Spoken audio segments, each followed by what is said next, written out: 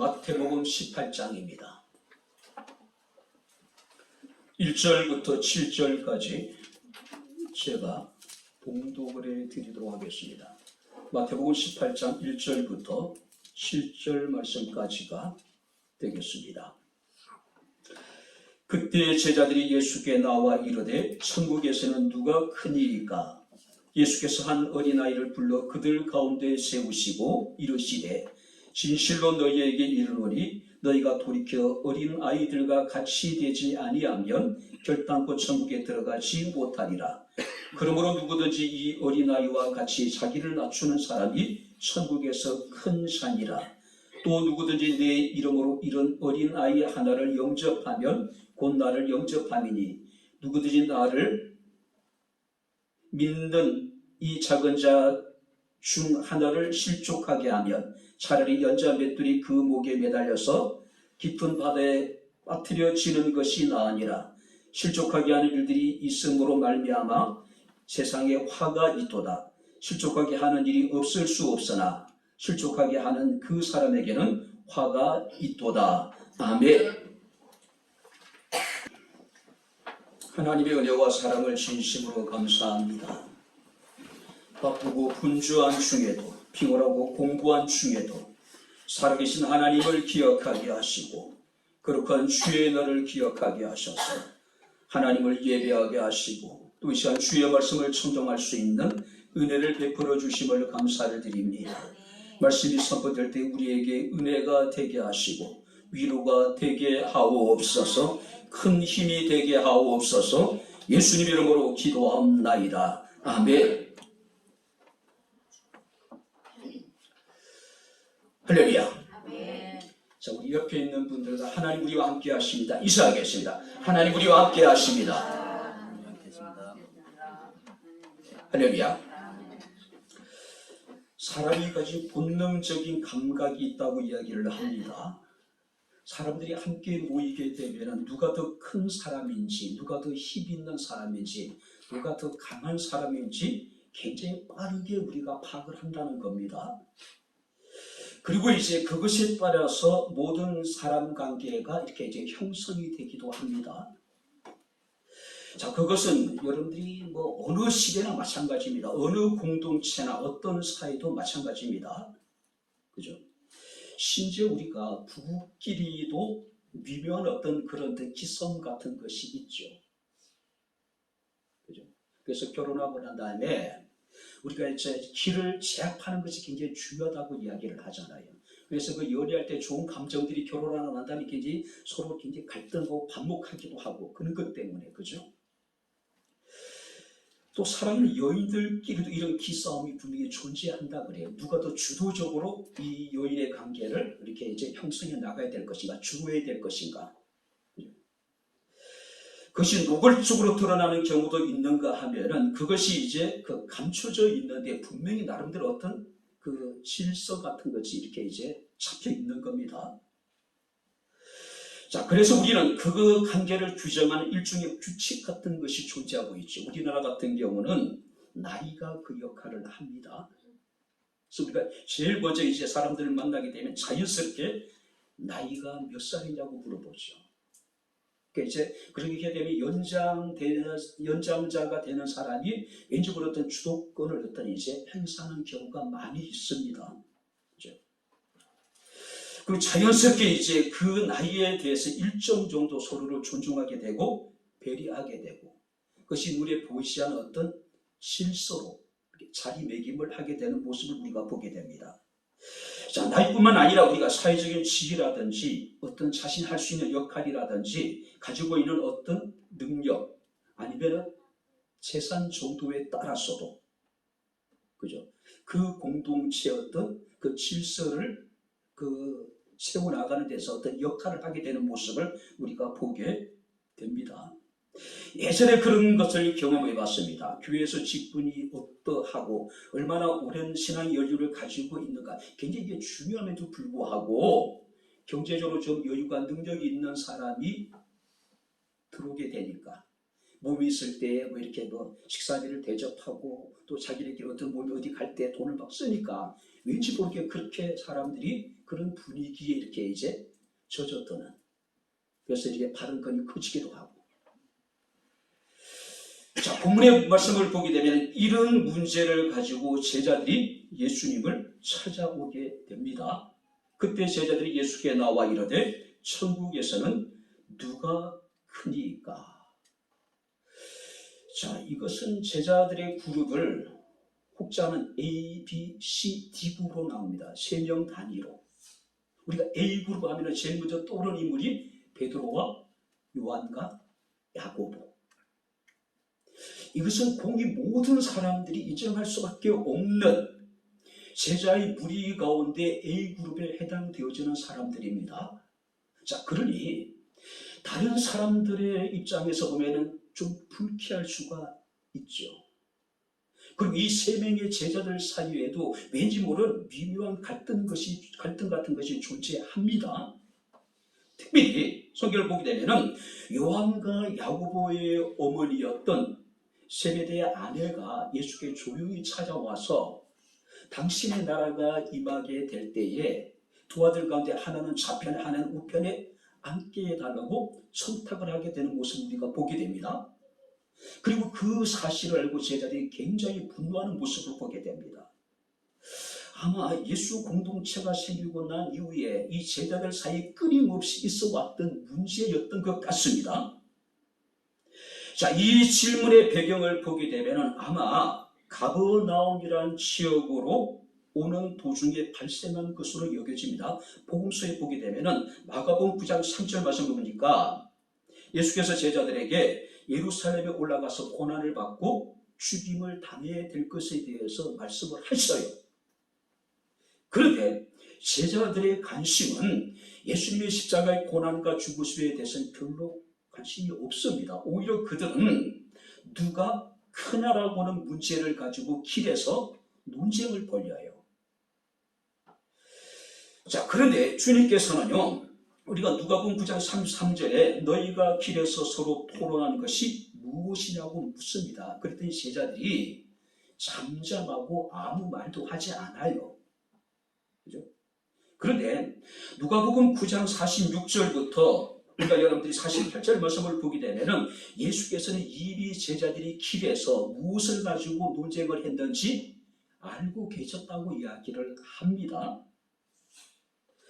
자, 그래서 우리가 이 복음서를 우리가 이제 정리해 보게 되면은 제자들이 길을 가다가 누가 크냐라고는 문제 때문에 논쟁을 했고 주님께서는 그것을 알고 계셨고 주님께서 제자들에게 물었더니 제자들이 아무 말도 하지 않았다. 그러다가 이제 제자들이 예수께 마태복음 18장 1절에 와서는 묻습니다.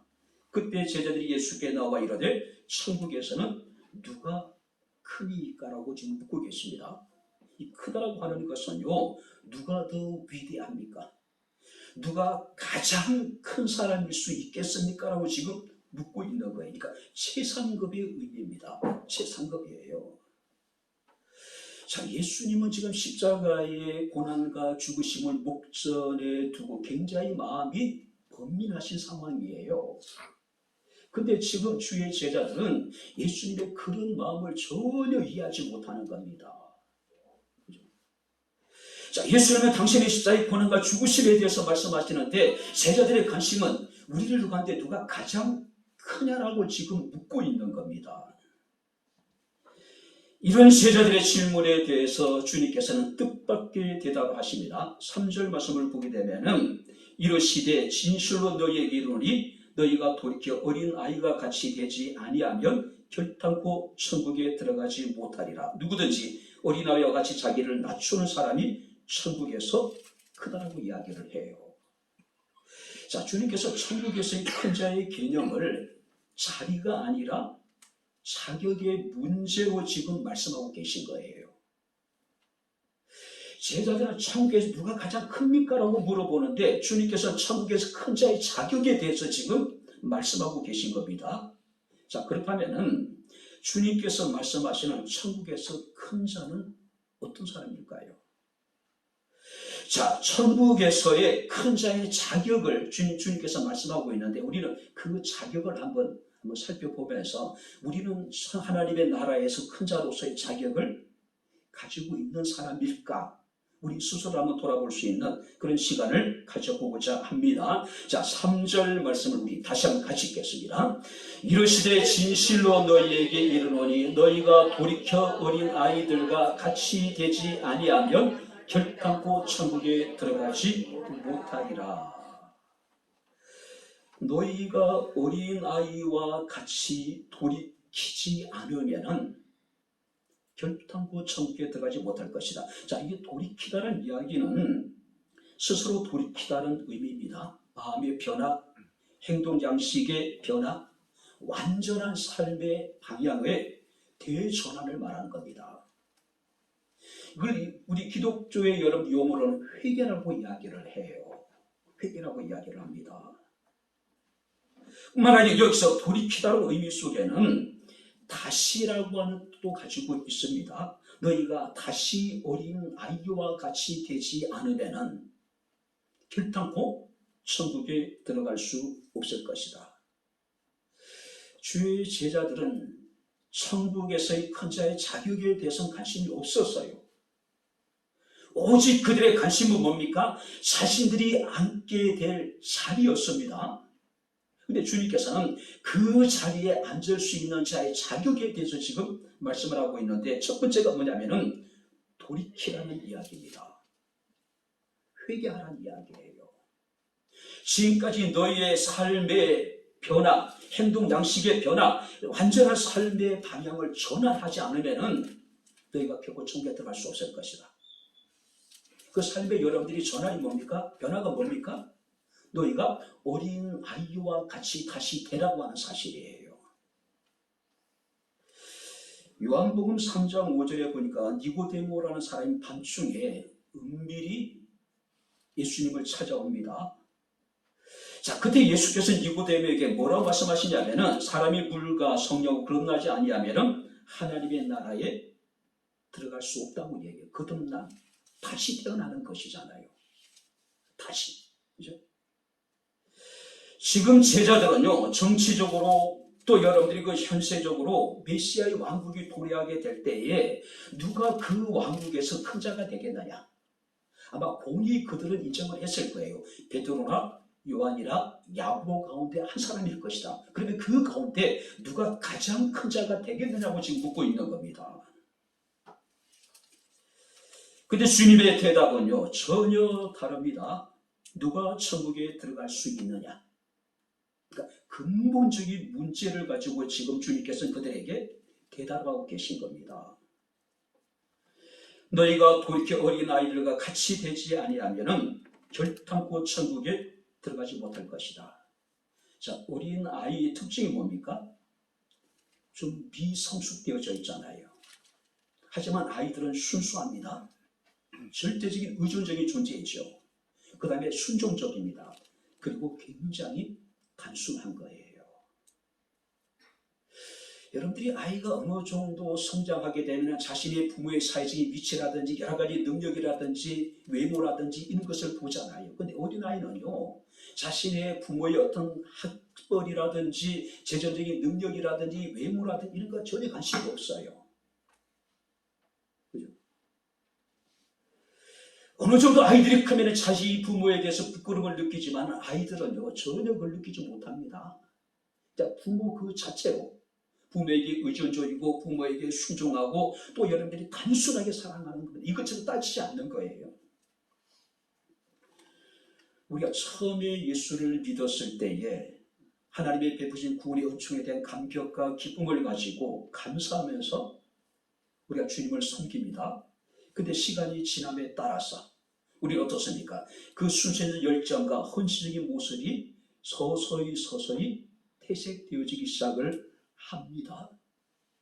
그리고 시기하고 분노하고 원망하고 그리고 누가 높고 크냐에 대해서 우리는 관심을 가지기 시작하는 겁니다. 교회 안에서도 마찬가지예요. 자, 그런데 주님께서 말씀하십니다. 돌이키지 아니하면 결단코 천국에 들어가지 못할 것이다. 너희가 누가 크냐고 물어봤는데 너희가 근본적으로 돌이키지 않으면 너희는 큰 자는 고소하고 천국에 들어가지 못할 것이라고 이야기하고 있는 거예요. 마태복음 5장 20절에 주님께서 말씀하십니다. 너희 의가 서기관과 바리새인보다 더 낫지 못하면 결코 천국에 들어갈 수 없을 것이다. 누가 천국에서의 큰 자의 자격을 가지게 됩니까? 어린 아이와 같이 돌이키는 사람, 할렐루야. 근본적으로 하나님 앞에 회개하고 어린아이처럼 순수한 믿음을 회복한 자들만이 천국에 들어갈 수 있을 것이고, 그런 자들이 천국에서 큰 자로 인정을 받을 수 있을 것이라는 사실이에요. 두 번째, 여러분들과 성경을 보게 되는데 4절에 이렇게 말씀하고 있습니다. 누구든지 어린아이와 같이 자기를 낮추는 사람이 천국에서 큰 자다. 자, 여기 낮춘다는 이야기는 평지로 만든다는 이야기입니다. 자, 여기서 낮춘다는 의미는 뭐냐면은 겸손을 말씀하고 있는 거예요. 자, 여러분들이 3절 말씀을 보게 되면은 하나님과의 관계 속에서의 우리의 겸손을 말하는 것이라면은 4절 말씀은요, 성도, 어떤 대인 관계 속에서의 겸손을 말하고 있는 거예요. 대인 관계 속에서. 자기를 낮춘다는 이야기는 어린아이처럼 겸손한 자세로 낮아서서 자발적으로 서로가 서로를 섬기는 것, 서로를 나보다 낮게 여기는 것. 빌립보서 2장 6절 8절 말씀하니까 예수께서는요, 너희 안에 이 마음을 품으라고 말씀하고 있습니다. 곧 그리스도 예수의 마음이랍니다. 그 마음이 어떤 마음일까요? 그는 근본 하나님의 본체시나 하나님과 동등됨을 취할 것으로 여기지 아니하시고 오히려 자기를 비우시고, 할렐루야, 그리고 자기를 낮추시고 죽기까지 복종하신 것. 이것이 예수의 마음이에요. 그래서 빌립보서 2장 3절 말씀을 보게 되면은 아무 일에든지 다툼이나 허영으로 하지 말고 오직 겸손한 마음으로 한번 따라해 보시기 바랍니다. 각각 자기보다 남을 낮게 여기고, 자기보다 남을 우리가 나은 존재로 여겨야 되는데 우리는 어떻습니까? 낮은 존재로 여기는 거예요. 그러니까 무시해버리는 겁니다. 그죠? 예수께서는 본문을 통해서 천국에서 누가 더 크냐라고 하는 논쟁에 대해서 너희가 그런 식으로 살면은 큰 인물은 고사하고 천국에 들어갈 자격조차도 없다. 자격조차도 없다. 오직 천국은 이 어린아이와 같이 자기를 낮추는 자들이 들어갈 수 있는 것이고, 그런 자들이 천국에서 큰 자로 인정을 받을 수 있다고 하는 사실입니다. 하나님께서는 자기를 낮추는 자들에게 은혜를 베푸시지만은 교만한 자들은 미워하시고 교만한 자들을 대적하심을 우리는 분명히 기억을 해야 됩니다. C.S. 루이스는 그런 얘기를 합니다. 가장 핵심적인 악, 궁극적인 악은 교만이라고 이야기를 하고 있어요. 교만이다. 하나님같이 되고자 하는 교만한 마음이 우리 인간의 마음속에 자리 잡고 있습니다. 자, 그렇기 때문에 내 자신이 다른 사람들보다도 도드라지기를 원합니다. 자신의 욕망과 탐욕을 따를 수밖에 없을 것이고, 그러다 보니 다른 사람을 무시하고 짓밟으려고 하는 그런 마음들이 우리 속에서 자리 잡고 있는 거예요. 지독한 교만이에요. 지독한 교만. 그죠? 그런 우리를 향해 주님께서 말씀하십니다. 돌이켜 어린 아이들과 같이 되라. 자기를 낮추란 이야기죠. 겸손해지란 이야기예요. 마태복음 20장 20절에 주님께서 말씀하십니다. 크고자 하는 자는 섬기는 자가 되어야 하고 으뜸이 되고자 하는 자는 종이 되어야 하리라고 말씀을 하고 있습니다. 뿐만 아니라 마가복음 9장 35절 말씀을 보게 되면은 예수께서 앉으사 12제자를 불러 이르시되 누구든지 첫째가 되고자 하면은 무사람의 끝이 되고 무사람을 섬기는 자가 되라고 말씀을 하고 있어요. 우리는 끝에 있어야 되는데, 우리가 섬기는 자의 자리에 낮은 자리에 있어야 되는데 우리는 스스로 우리는 하나님처럼 되려고 하는 거예요. 요즘에 제가 새벽에 기도하면서 한국 교회를 위해서 기도하면서 목회자들을 위해서 이제 많이 기도합니다. 우리 목회자들은 스스로를 주의 종이라고 이야기를 하죠. 근데 종이 버르장머리 없는 종이 너무 많은 것 같아요. 종이 종의 정체성을 망각해버린 겁니다. 종의 본질을 잃어버린 거예요. 마치 종이 주인 행세를 하는 일들이 오늘 우리 기독교회 내에서 만연되어져 있는 거예요. 그래서 종이 부르면 주인이 와야 되고, 종이 명하면은 그 주인이 그대로 해야 되고, 뭔가 지금 우리가 잘못된 것이 아닐까요? 그죠? 누구든지 첫째가 되고자 하면 무사람의 끝이 되어야 되고, 무사람을 섬기는 자가 되어야 되는데, 우리는 오히려 섬김을 받으려고 합니다. 우리는 가장 큰 자가 되기를 원하고 있는 겁니다. 우리의 주인이 되신 주님도 우리가 마음대로 부릴 수 있는 그런 존재가 되려고 하고 있는 거예요. 주님이 우리의 삶의 궁극적인 목적이 되어야 되는데 주님이 수단이 되어버린 거예요. 주님이 도구가 되어져 버린 거예요. 우리가 주님의 의의 병기가 되어야 되고, 우리가 주님의 영광의 도구가 되어야 되는데 지금 거꾸로 되고 있는 거예요. 주이신 하나님을 통해서, 하나님을 이용해서 우리가 영광을 받고 있는 겁니다. 높임을 받고 있는 거예요. 섬김을 받고 있는 거예요. 주님도 그렇게 섬김을 받지 못한 그 섬김을,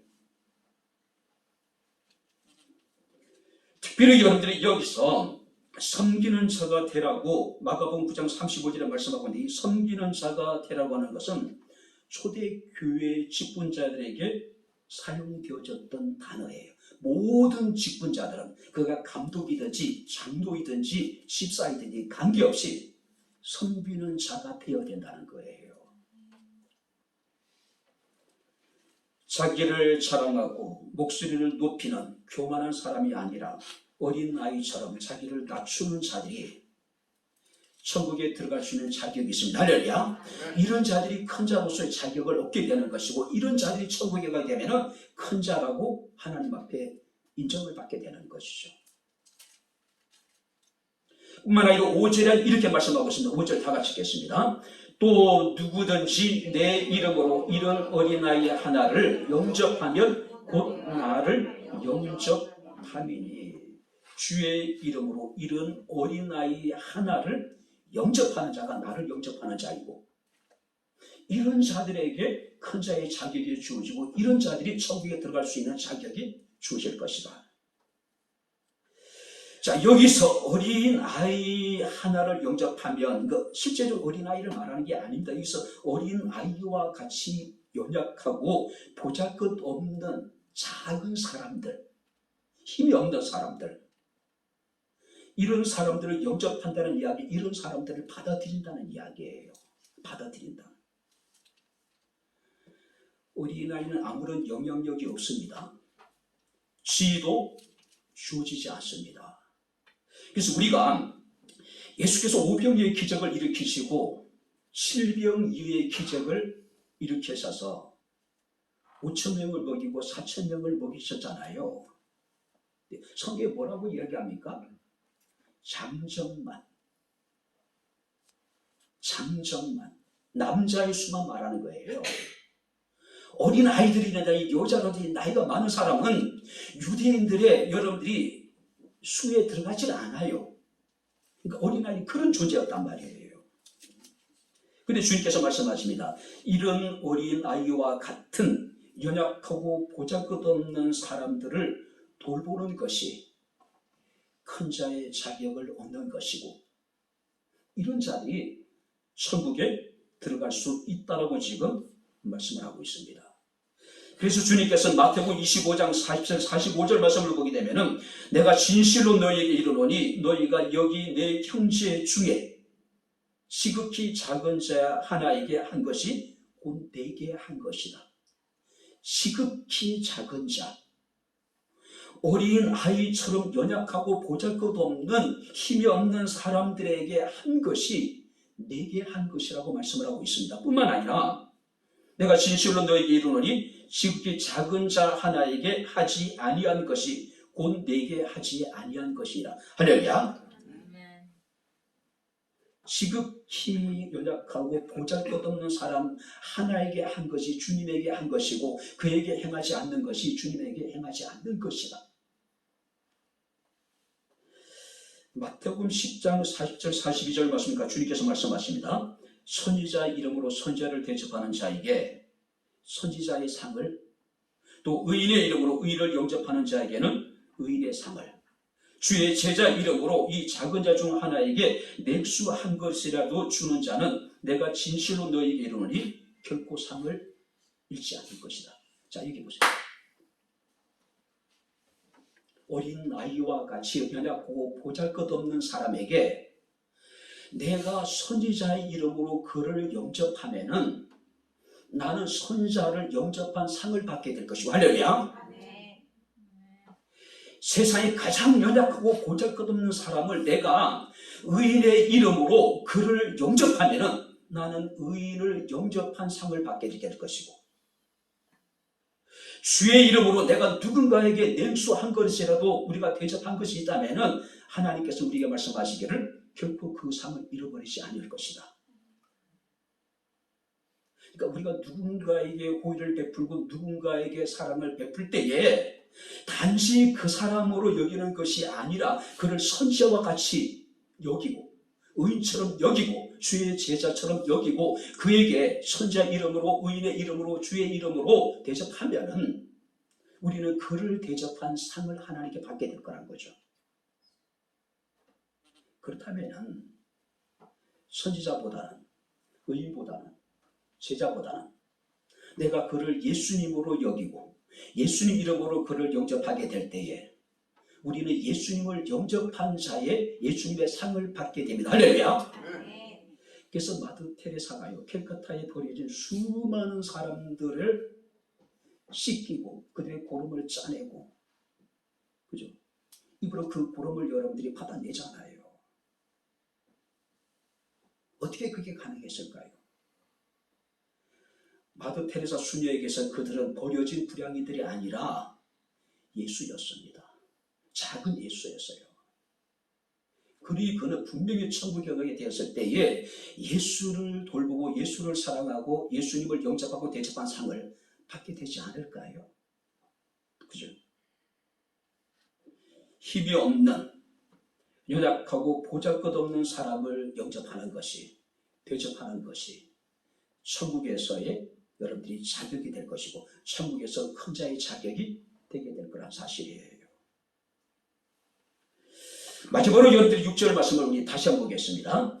누구든지 나를 믿는 이 작은 자 중 하나를 실족하게 하면 차라리 연자 맷돌이 그 목에 달려서 깊은 바다에 빠뜨려지는 것이 나으니라.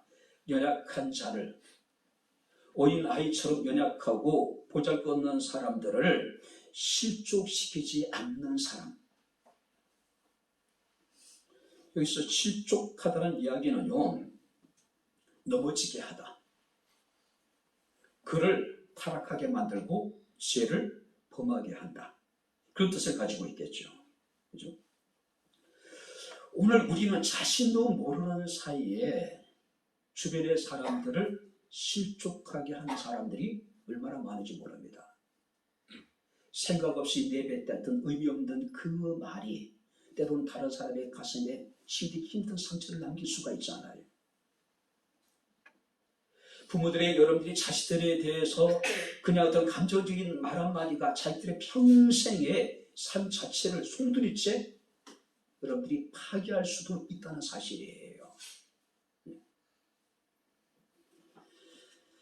누구든지 이 작은 자 중 하나를 실족하게 하면 차라리 연자 맷돌이 그 목에 달려서 깊은 바다에 빠뜨려지는 것이 낫다.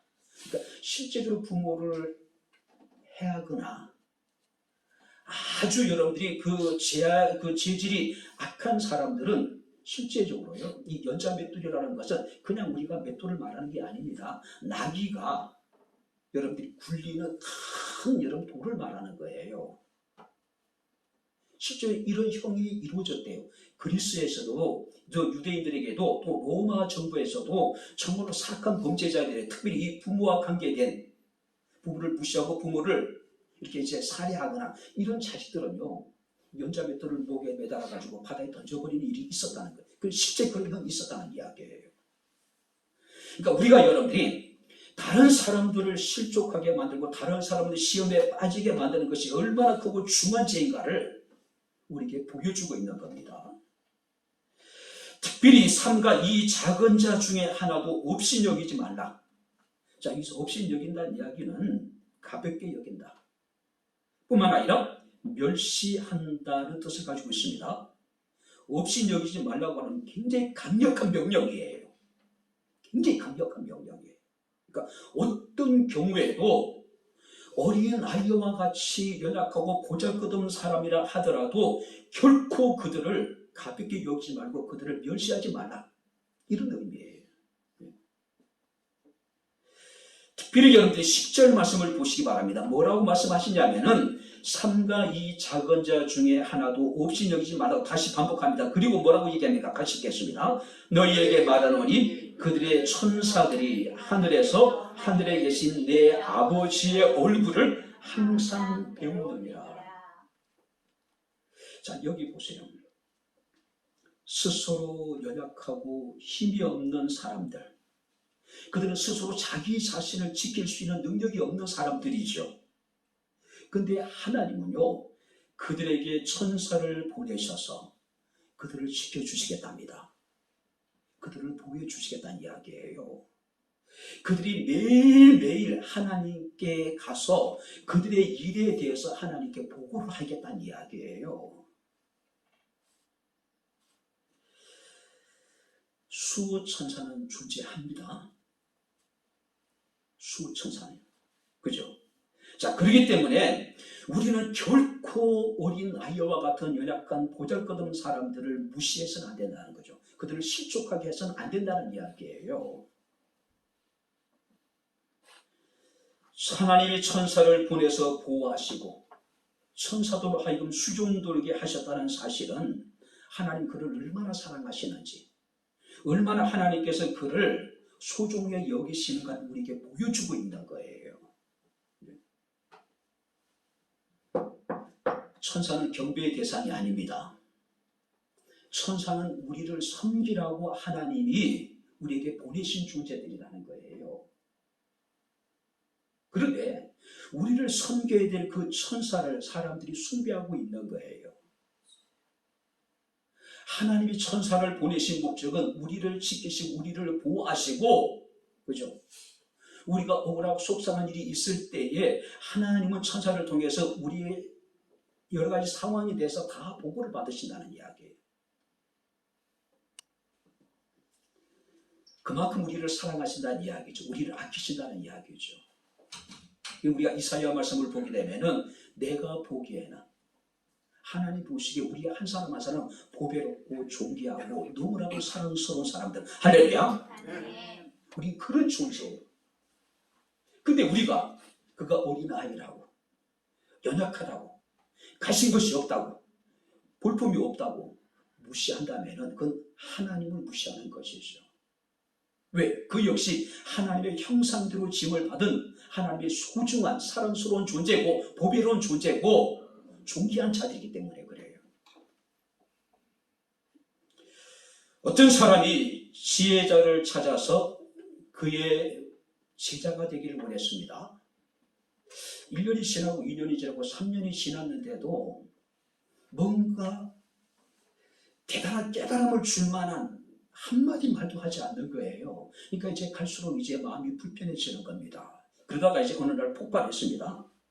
선생님, 이제 내게도 무엇인가 좀 가르쳐 줘야 되지 않겠습니까?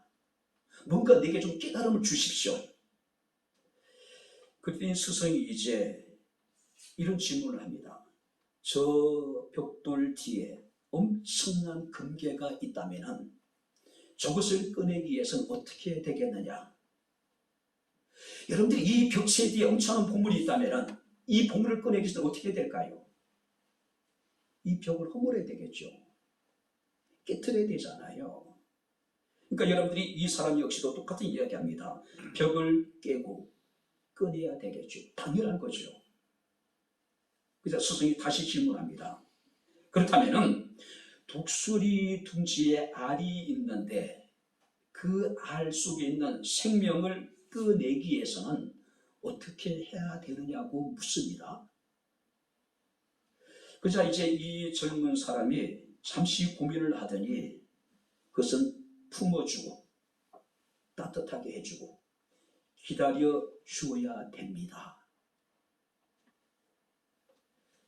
품어주고 사랑해주고 기다려주게 될 때에 그 알 속에 있는 생명을 우리는 얻을 수 있는 것이죠. 그죠?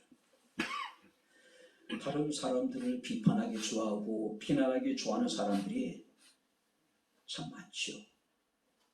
너무 쉽게 말을 하는 경우가 얼마나 많은지 몰라요. 여러분들이 욥의 친구들이 그랬습니다. 욥이 겪는 그 고난의 의미를 욥의 친구들은 이해하지 못했어요. 단지 그들은 욥에게 드러나지 않는 무슨 심각한 제약이 있을 것이라고 여기고 끊임없이 욥을 비난하고 정죄해를 해요. 그때 욥이 뭐라고 얘기하냐면 너희는 나를 번뇌케 하는 아니자라. 너희는 내게 쓸데없는 의사다. 나도 너희같이 너희가 그리는 고통을 겪고 있으면 똑같은 말을 할 수가 있다라고 이야기를 해요. 욥의 친구들의 이야기는요, 당시 사회적인 어떤 관념에 보았을 때에 틀린 말은 하나도 없어요. 근데 지금 욥이 겪고 있는 그 고난의 의미를 이해하지 못한 거예요.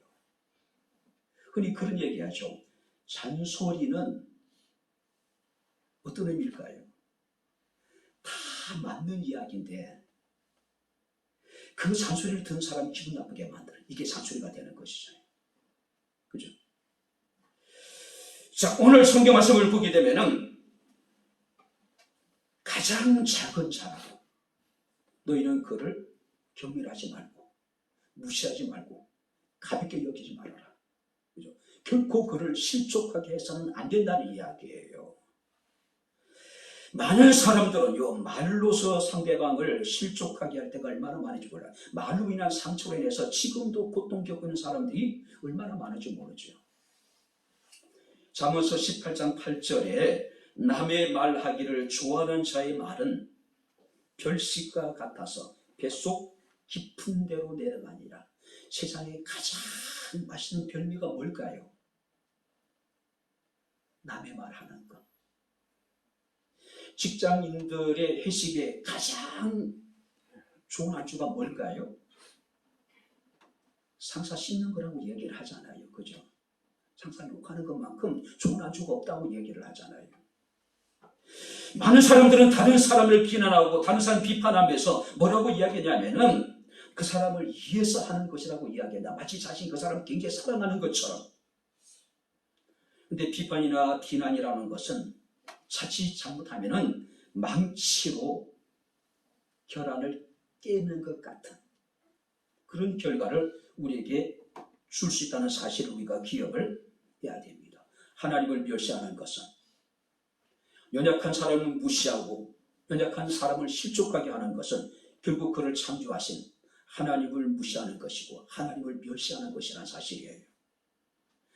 그래서 사도 바울은 고린도전서 10장 32절 33절에 유대인에게나 헬라인에게나 하나님의 교회에게나 한번 따라해 보시기 바랍니다. 거치는 자가 되지 말라.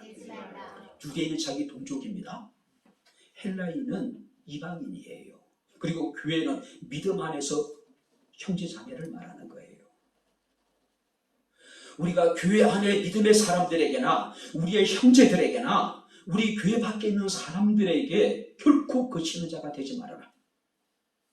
뿐만 아니라 나와 같이 모든 일에 모든 사람을 기쁘게 하여 자신의 유익을 구하지 아니하고 많은 사람의 유익을 구하여 그들로 구원을 얻게 하라. 할렐루야. 그들로 구원을 얻게 하기 위해서는 먼저 우리가 고치는 자가 돼서는 안 된다는 거죠. 자신의 기쁨이나 유익이 아니라 많은 사람들의 유익을 구하게 될 때에 그들이 우리를 통해서 주님을 만나게 될 것이고 우리를 통해서 그들이 구원에 이르게 될 것이라는 이야기예요. 천국에서의 큰 자의 자격은 어떤 사람들에게 주어집니까? 작은 자라도 무시하지 않고 그들을 실족지 않게 그들을 사랑하고 그들 아껴주는 사람들. 그죠? 이제 말씀을 마치도록 하겠습니다. 얼마 전에 중국의 리커창 총리라는 사람이, 그러니까 실제적으로 중국 서교 2위였죠. 1위가 당연히 시진핑이라고 하는 인물이고요.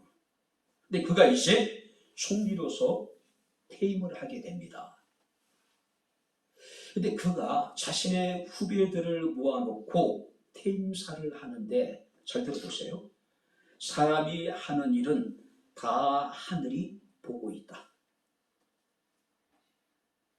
그리고 그 동영상이 중국의 사람들에게 많이 이렇게 이제 퍼지게 됩니다. 근데 중국 사람들이 사람이 하는 일이 다 하늘이 보고 있다는데 도대체 누구를 염두에 두고 리커창 총리가 이런 고별사를 했을까? 얼마 지나지 않아서 그 중국의 시진핑이요, 그 정부가 이 동영상을 이제 삭제하기 시작을 합니다. 왜 그랬을까요? 도덕이 재발질인다고. 시진핑이 중국 역사의 초유의 지금 여러분들이 독재를 하고 있잖아요. 자신들의 모든 정책을 다 축청시켜버렸어요. 그러니까 아마 이제 죽을 때까지 아마 이제 시진핑이 최고 통치자가 될 수 있겠죠. 그래서 혹시 리커창 총리가 시진핑을 염두에 두고 이런 얘기 하지 않았을까? 그래서 이제 동영상 막 삭제해 나가는 겁니다. 하늘이 다 보고 있다. 하늘이 다 보고 있다. 이 리커창의 이야기에 우리가 양심이 찔리지 않는다면 분명히 그런 사람들은 천국에 들어갈 자격이 있는 사람 같습니다. 할렐루야. 이런 사람들이 천국에서 크다라고 인정을 받지 않을까요? 사람이 하는 일을 하나님이 다 보고 계신다. 할렐루야. 누가 천국에 들어갈 자인지, 누가 천국에서 큰 자라고 인정을 받을 수 있는 자인지 하나님이 지금 우리가 하고 있는 모든 일을 다 보고 계시대요.